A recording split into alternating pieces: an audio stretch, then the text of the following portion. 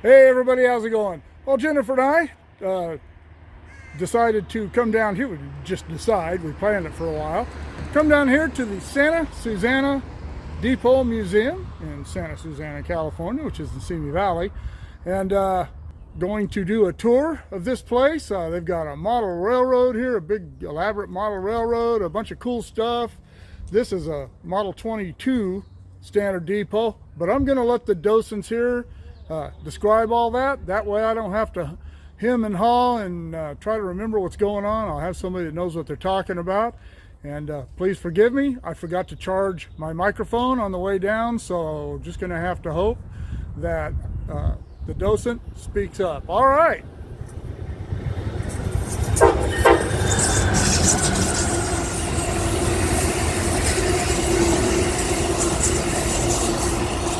That's pretty good timing. I was just moaning this morning when we got here about we missed 2 Amtraks that went by while we were trying to figure out where the heck we were going to park and all that. But anyway, let's get on with the tour. All right, it's a good look at the, this would be the west end of the Santa Susanna Depot. Elevation, 1,100 feet. Doesn't give the mileposts to, I guess it would be between San Francisco and Los Angeles here. This is part of the old coastline. But this really cool sunset emblem inlaid here in brick. All right, this is Kurt. He is the docent here, and he is going to lead us around, and I'm going to let him tell the story because I don't know it. Communities grew up around train stations, okay? Right here in Simi Valley. Now, you know this valley is Simi, but prior to this valley being called Simi, we had 3 communities out here, okay? Little Simi was actually part of Moore Park. The west end of the valley was known as Simiopolis, shortened to Simi. Didn't last very long, okay? And in the east end of the valley was known as Santa Susanna, which is where this depot was located. That was all incorporated in 1969, when that's when the valley became known as Simi Valley. So I got that all cleared up. The depot is not at its original location. It was actually located 3.5 miles west of here at Tapo Street and Los Angeles Avenue. Just to give you an idea of what this valley looked like in those beautiful glory years, if you got on LA Avenue and headed west, you'd go through Yosemite, Stowe, Stearns. You would then go over the railroad tracks, what us old timers call the S-curve right here. So you're heading west on LA Avenue to Tapo Street, right here. Our depot was 550 feet east of Tapo Street on Los Angeles Avenue. Okay, so there you see it right there. This is the big lumber yard that sits there, and the railroad still dumps lumber in there 2-3 times a week. A little better view. Tapo Street, when it was a 1-lane dirt road. That's a 6-lane auto crossing today, okay? There's our depot, 550 feet east. Right across the street, the original community of Santa Susanna, which evolved into what you see here. All these buildings came down or were so badly damaged after the 1971 earthquake, they had to be leveled to the ground. One reason why we don't have an old town, Santa Susanna. Okay, we had a runway out here one time. I hesitate to call it an airport. Here's that S-curve. Here's Tapo Street South. You can see what they're. So our depot sits here until 1974, June day. Let's turn around and waltz over here with me. This was a pretty big event. He puts on his jacket and his cap, and he hands up his last train orders. He locks the door for the very last time. He retires with 38 years service on the SP, Southern Pacific. This depot is scheduled to be torn down. Like 95+% of these joints, they don't exist anymore. They're gone. Big rally in our valley to save the depot. Now, in the 70s, the folks that lived out here, including myself, realized the historical values of a facility like this. Park District steps in for, you get a kick out of this, $1.06. You can figure out what the tax was, right? Yeah, 60%. But it has to be moved off of its original location as soon as possible. 1 year later, at a cost of about $50,000, it's sliced in 3 sections and moved down Los Angeles Avenue. You get the idea here. It's backed into this slot right here, sitting on the very same main line that it serviced for almost 75 years. Funds and grants become available to restore the facility. March 4th, earlier this year, we had our 120-year anniversary of the depot. We had 450 people here hanging out with us. It was a fun day. Okay, so it gives you an idea how the depot evolved, how it was all moved over here, and how we get a chance to catch up on some of the local history. Early images of this valley, mid-1930s, okay? Wow. But again, they tell us a real good historic tale about this valley. Here's that S-curve, mid-1930s. These guys parked their cars here. They hiked this trail. They went up on the hill above the old runway that I shared with you down there. He turns his camera to the southeast. He gets the beautiful daylight train coming through Santa Susanna. This is Stearns Street today. This is where our Metrolink train station sits today. And this was the waiting room. Nobody ever mentioned that, but this is where we started. This was originally the passenger waiting room. You guys recognize Glenn Griswold? Signed the video where we went out and watched him race his car, and the tour that we did on the Tashby with his grandson and his son. These agents that worked in these depots before cell phones and radios had to be able to communicate with these crews that were going through here. Critical information that affected something ahead of the train, be it east or west. They were called train orders. Always two of these. So train orders on these two gizmos. I want you to imagine this pole sitting out there next to the railroad track. That's where it'd be located. Now we have to let the crew know coming down the track whether or not he has train orders to grab. Look at this big tall pole up here. You see that red blade at an angle with a green lens? That tells the eastbound train there are no train orders and he'll go through here at speed. The white blade that's right on the opposite side tells the westbound, get ready to grab train orders. Focus on those blades. We're going to reverse them for you. Eastbound goes into the red. You got train orders at Santa Sue. Westbound, no train orders, and he'll shoot through here at speed. We talked about the fact this depot was built in 1903. You're standing on the original floors, walls, ceilings. These facilities were usually the first post office in town too. You did all your shipping and receiving here at the depot on these original counters. They're from 1903. Think of the DNA that's pouring out of here, and you've just added some of your own, okay? A lot of commerce was done here, a lot of business, so there would have been a wire mesh screen here, a lot of money would have gone into that safe back there. For museum purposes, we like to get across, say, early 40s, mid 40s feel for operations, so we take that whole screen down. If you have friends or relatives that live back here in that time frame, they had business to do, they would have come in and met a guy like this, Charles Monroe, okay? We're going to come back to this guy. He's got a great story to talk about. Early years of communication. You sent your telegraphs and telegrams at the train station. So, how did we communicate before we had telephones? See if this sounds familiar. Know what it is? Telegraph. Telegraph. Thank you. Would you keep hitting that for me? You are sending Charles a telegraph message. Keep it going. You can hear it. I want you to see what you're operating right there.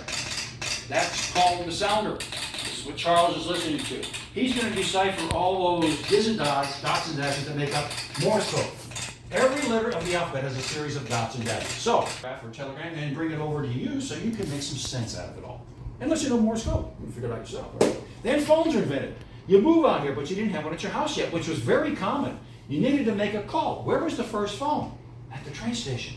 So the agent says, go ahead and crank mine. When I cranked the phone, it sounded and looked like that when they're on the wall. Now, you don't see any numbers up here. Who am I calling? Operator. Thank you. I like it when you got the right answers like that. You'll tell the operator what number you're calling. You'll hang up that phone. She's going to make all those patch cord connections you've seen in the movie, right? The old telephone operators. When she made the connection, she would call you back. Now we jump up into the 40s. What did an email message sound like? Listen up. Anybody know what that's called? Teletype. Teletype. Thank you. Yes. So used by the Armed Forces Struggle Warriors, implemented by businesses after the war. Every depot had a teletype machine. Now, this is critical information coming from a dispatcher in Los Angeles. And if that lamp was flashing, Charles knew that this information was specifically for Santa Susanna. So that information is going out to the entire coastline. No cell phone, no radios. So he's going to type that information out on train orders, and why I showed you these outside. Always two of these. So here's that information about Chatsworth. Look at how that's clamped on there. See that? He takes both of these outside, he puts it on that pole that's next to the railroad track.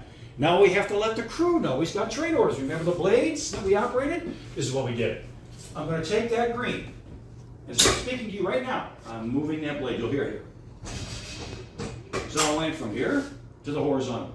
Here comes that eastbound train. He sees that order board pole. That's why it's 42 feet tall. He knows he has train orders to grab at Santa Susanna. So he slows his train down to 40 miles an hour. That's still pretty quick in my book, right? Stick your right arm straight out at me like you're going to whack me once, Jennifer, but don't you dare, okay?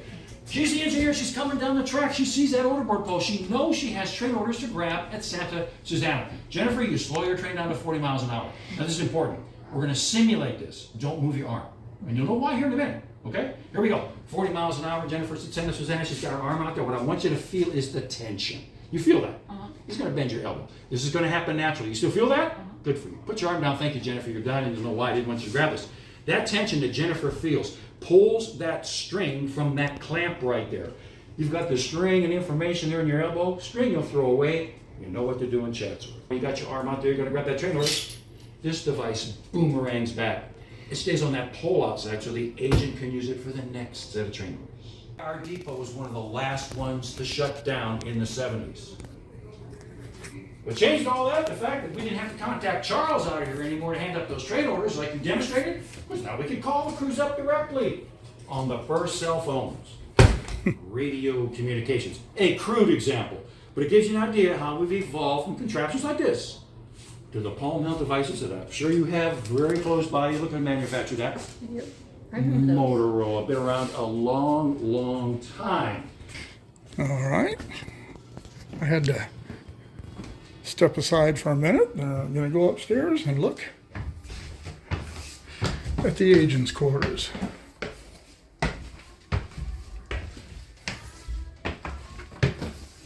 Low bridge.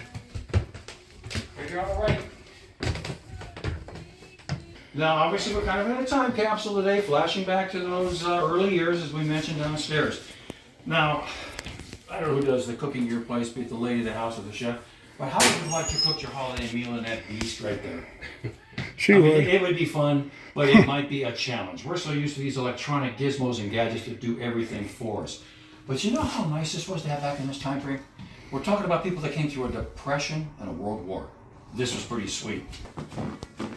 Now, as I mentioned downstairs, always two agents, so you had two bedrooms. Bedroom number one was right back there. This originally was a solid wall. This would have been bedroom number two. You had to go out and come in here, which would have been your living space. And then you had your kitchen. When the depot was moved over here, the Park District wanted a caretaker to move in to oversee safety and security, which we all understand. You didn't need two bedrooms. So we created this arch, which gave him a nice living space. So we turned this into a dining experience. You heard me refer to them as the glory years. Why? Late 30s, 40s, 50s. 75% of the people that traveled in our continent went by train, by rail. And when you stepped into that dining car and sat down, you ate off of that railroad's finest themed china. Every railroad had a different theme. They paid attention to detail. That silver gizmo there at the end of the table, there was a porter with a brush. Any toast crumbs on your linen, and he was right there to sweep them up. Come back and ride the Penzing, New York Central, Mopac, SP, UP, WP. They paid attention to detail. Look at these prices from 1953 and 1954. Always fun to compare.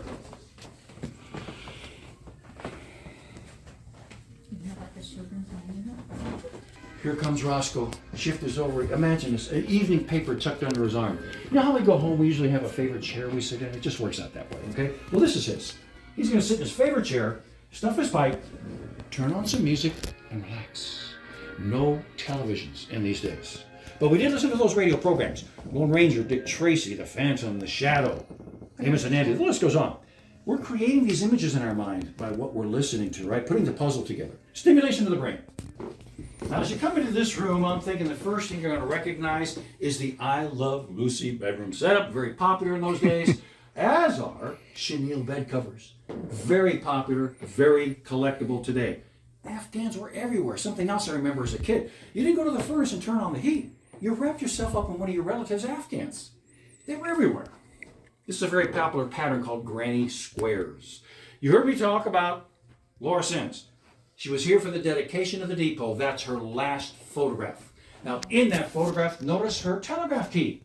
Every agent had their own telegraph key. They were fine-tuned to their own touch.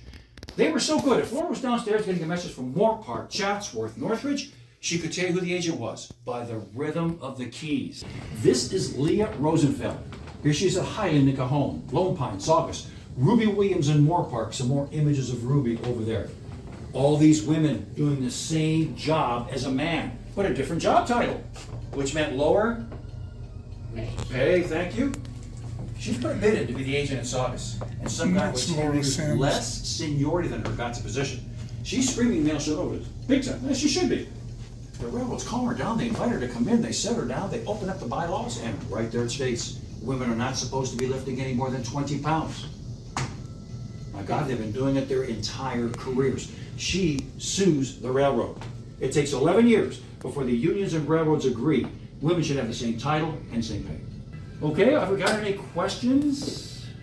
No, you've done a really excellent job of covering all this. Fantastic. Yeah. Well, you know, it's kind of the homey part of it, and yet there's a lot of history involved with this, people, as you imagine. So, I hope you enjoyed it. I did. Thank you very much. You're very welcome. Appreciate it. Okay. All right, where are you folks from? Simi Valley? Oh, you're from here? Yeah. It's like I'm a docent at Tehachapi, and I'm always surprised when we get locals. Are you rail fans or just history fans or A little bit of both. little both? Yeah, a little bit. Cool. This is really cool. We live in Bakersfield and thought we'd come down. You got a really great little museum here. It's really nice. What's your name? Jeff and Josie. Jeff and Josie. All right. Well, I'll give you a card to my channel. You'll be able to see yourselves. Okay. All right. Thanks, guys. And this is Irene. Hi. Oh, no, she's hiding. And you are the director? She's the museum director. She bosses these people around. Don't give her any grief. Without Kurt. Without Kurt. All right. Thank you, Irene. Thank you for what you do. History is important, and I'm glad to see people involved in it. Thank you. Thank you for stopping by. Sure. Okay, we've moved into the model railroad part of this, and I am going to let Chris Darwin explain what we're looking at. Well, there's a lot to see here. Basically, this is an HO scale model railroad. It's about 25 by 50 feet, and it's modeled basically to look like Simi Valley would have looked in the mid-50s. And we like that because we get steam and diesel and so forth. This is a representation of a rock quarry that used to be right across the street. They have now a baseball diamond up there, but they used to quarry rock, and they built buildings out of the stone around here. And then moving along, we get into what we call Santa Susanna here, and we got the typical A&W root beer stand that every town had. And right just to your right here is a model of this is a model of the building that we're in. This is the depot here, which is a Plan 22 standard plan station. And they built 90 of them up and down the line. And today there's about half a dozen of them left, and this is one of them. This to your right is our Tapo citrus packing plant. This used to be up where the government center is now in town, and that's where they would sort all of the citrus and pack it up and so forth. And this is an oil area. They did do a lot of production. We had oil. I mean, this is all representative of things that went on around Simi Valley, Santa Susanna in the early, in the 50s, mid-50s. On the other side here, this is, we're getting out of Santa Susanna. This area right here is getting into what we call Dunsmuir up in Northern California. And we have a fuel facility here. This is where people could come and get heating oil for their smudge pots and heating their buildings and fuel, various different things like that. This is one of our more recent projects here. And for all of you who may watch this who don't know what a smudge pot is, that's what they used to keep orchards warm back before emissions control. Right. This is a place where we can switch cars around and make up trains. Beautiful weathering jobs on these cars.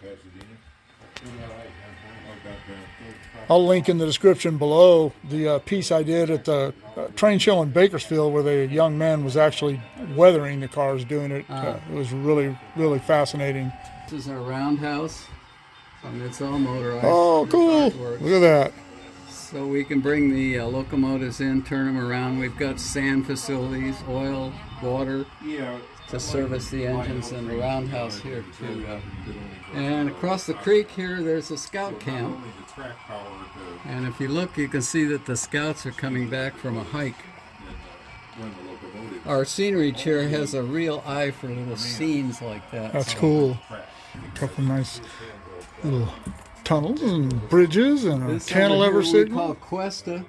Okay, It's, over on kinda by needs San some Luis fix-up Obispo. work. It's one of our projects that we've got scheduled. Awesome. Cuesta's not a loop, but we use this as a loop. This gains elevation on the track. This is our San Pedro Harbor. And interesting, I mean, this is the 50s, so you got the scow here, they're dumping all the garbage. They're going to take it out and dump it in the ocean. Can't do anymore. And they're offloading the tuna boats here. This is our tuna packing house, and I tell people that, you know, Charlie Tuna, little kids look at me with a blank face, they don't know what it is, but the adults know. That's where Charlie Tuna lives. And then on the upper level is San Ardo, which is north of San Luis Obispo. It's an oil producing area. And they're working on that. And this is another, there's a lot of work. You know, we can upgrade all of this stuff, so Nothing's ever finished. nothing ever finished. Here in the corner we have the oil refinery, Union Oil refinery going. And oddly enough, there are still refineries in San Pedro, and there is now. That's what Port of Los Angeles is, essentially. Yeah, I guess so. Right here in the foreground is City Park.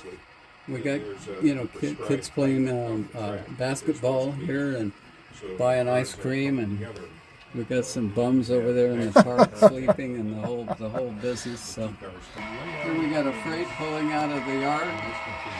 Now, which yard would this be representing? We call this Griffin Yard. Griffin? It's named after a early member, founding member of the club, Walt Griffin. Oh, okay, that's cool. So, and a lot of these buildings are named after old, retired and long gone members. That's really cool. John Packing House. And they got the cows going up to a chute. And one little boy asked me, he says, well, where are the cows going? And I said, oh, they're going to McDonald's. Exactly. And what's your name, young man? Austin. Austin? Yep. This is your train? Yep. Now, when you do this, do these cars, are these all just things that all of the members use and you have your own power, or is that Yeah, all pretty your, much. pretty much? That's very cool. And they also have engines, so like if you don't have an engine and you're a club member, you could use them too. Okay. So- Are those ones yours? Yeah, the Southern Pacific is. Okay. The Cotton Belt's not mine. The Cotton Belt is the clubs. You Cool. got 'em. Pretty much all the cars stay on here, and then you could just use whatever. Use whatever's not being used, huh? Exactly. It's going to get the caboose here. Which they haven't had to do for, Yeah. since what, the 80s? 85, Yeah. 86. Nice little red blinking light on the back. That'll do. Yeah, and interesting. I don't know if the people know, but he's running this on. This is his throttle here, which runs by radio control. So it's Digitrax. It's the Digitrax throttle, and he can light the lights, ring the bell, honk the horn.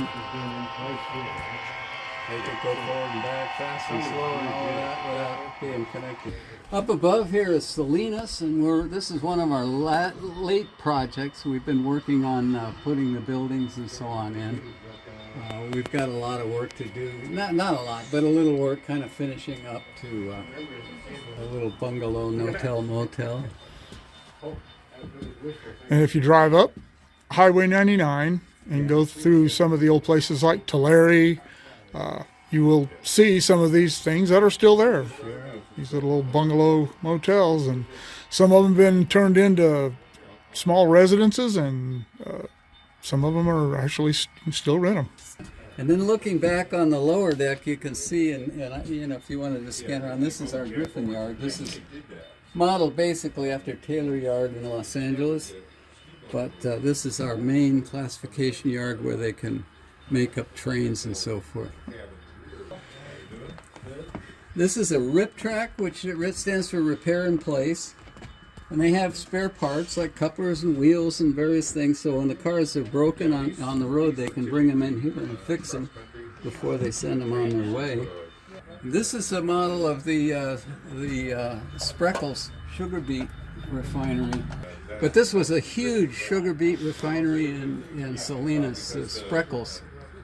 And so a big part of the railroad traffic at certain times of the year was bringing sugar beet to the refinery. They'd cut them up and cook them down and make Little plain historical sugar piece water. of trivia is that when the San Francisco and San Joaquin Valley Railroad, which was later taken over by Santa Fe, that was actually initiated by Klaus Spreckels because he was sick of Southern Pacific. And This is a freight house, and what we did, the trucks used to come with less than carload freight, and they'd back up to the building and unload the freight into the freight house, and then they'd move it out into the cars, and they'd line these cars up so that the doors were lined up so they could go right out to various tracks to get the freight onto the appropriate cars. This is the other side. This is the red light district on the other side of the tracks. And when the little kids come in, I go, well, this is the end of the road here. But you can see there's always some excitement going on here. And somewhere, I don't know what this guy's doing with the red Cadillac convertible. But yeah, you can just use your that's imagination. funny. And if you turn around over here and look up on the hill, Oh, we had a little bit of a wreck. This train came off the track, and there's a bunch of guys down there trying to figure out what to do. hey, there's one of those off the hill in Tehachapi right now. They still haven't cleaned up. Good. What's your name? Ken. Ken? What are you bringing out on us? Oh, here's his train. Oh, it's got some Black Widows on The it. other room. He made that up in the other room. How long have you been part of all this? About a year. Awesome. Now, do those locomotives belong to you? Yes. It's the first time they've been run. Oh, really? So you guys are getting a brand new set out here. This setup actually is all mine. It's my personal setups. Oh, the cars and all? Cars and all. Ah, cool. He's got some empty sugar beet cars there. Hold on. Yeah, these little boards work the yards. You know, this The is switches and all. intermediate That's really tracks. cool. The main line turnouts are buttons, and I'll show you that when we get down there. There's a big grain elevator. There are still quite a few of those along the BNSF and the UP all the way up the valley. And then moving along, there's a rock quarry up here on the upper level. And I always point this out to visitors that we got a little bit of a labor dispute going on here. So, and if you look going around, you'll see. If you look up on the hill, you'll see the skiers up there. Oh, And I ask people, I say, well, what happens when they get to the bottom of the snow? You look at the see the switch throw there. He says I can tell because it's a 600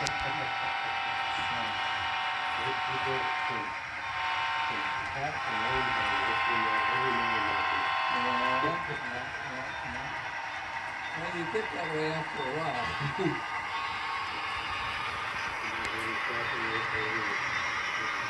This is the eastern. I can be. You want to go? Sooner or later. I think there's a quick car down there. I only put.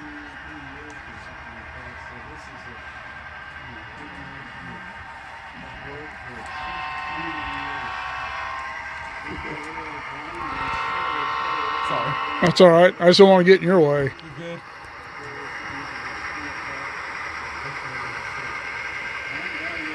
That is so cool.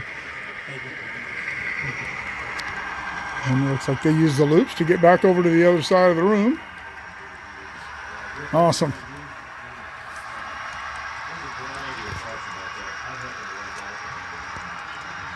Very cool. All right, where are you folks from? From Ukraine. Ukraine. Awesome. What are you just visiting, or are you living here now? Yeah, living like for last year. Okay, awesome. So you like trains, or you just checking out stuff? Yeah, we love trains, like love airplanes also. Me too. All the Love aviation. transportation. Awesome. All right. Well, I will leave you alone so you can check out the rest of the train stuff. And thanks for Thank you. Have a great day. you too. See you guys later. What's your name? Dmitry. What's your name? Max. Vladimir. Vladimir. All right. See you guys later. See you. All right. Well, this is the South Side Depot. Got their luggage cart up there. I guess, freight cart too. Looks like it's got some milk cans on it, but cool little truck there. You saw the Tapo Citrus stuff in the modeling section. Got some freight scales up there. Stuff that you would have seen at a regular depot. And got a couple of signals here. Got a lower quadrant style B down there. And an upper quadrant right there. All right, what I didn't show was the this side while we were talking with the docent. Focus more on the signals, but this is a number 22 SP depot as opposed to dash B, which is number 23.